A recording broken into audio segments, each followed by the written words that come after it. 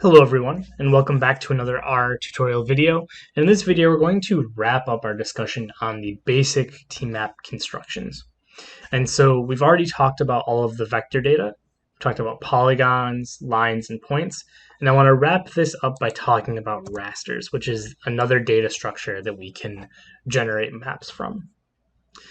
And it's important, if you haven't already done so, to go back and watch at least the polygon video, because the polygon video outlines the basic constructs that we're going to be using. And it's going to be very similar, again, to what we've done with the points, lines, and polygons. The thing with raster data, at least in this particular instance, is that it comes sort of pre-populated with a little bit more default settings. So let's go ahead and let's create a new map called map raster. As always, you have to start well, you don't have to, but it's strongly encouraged that you start your tmap construction with tm shape. And again, the shape parameter is the data that you're going to use, at least initially. So we're going to be using a raster, and in this case, we're going to use the elevation raster, which came from the land data set, which up here, which is from the GIS tools package. So we're going to use, again, we're just passing in the data.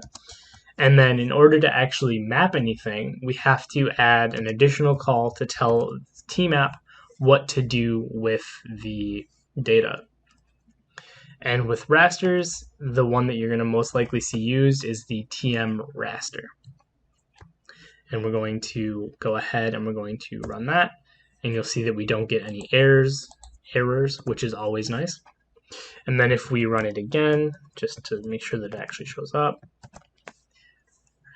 you'll see that it's actually done a little bit of work for us. And I would encourage you never to leave something looking like this. But you'll see that because the elevation data is a raster data, right, it has a little bit more information sort of from the get-go. And that information has been included in a default legend. Which again, we'll talk about legends in a later video, how we can customize and how we can move them. But again, sort of by default with the raster, at least in this case, because it had a little bit more information, it sort of defaulted a legend. So that's how you would do rasters, right? You pass in the raster to tm shape, and then you call tm underscore raster as the geometry function. Hopefully that made sense.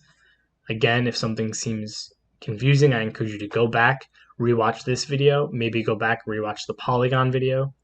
And as always, please reach out. Thank you.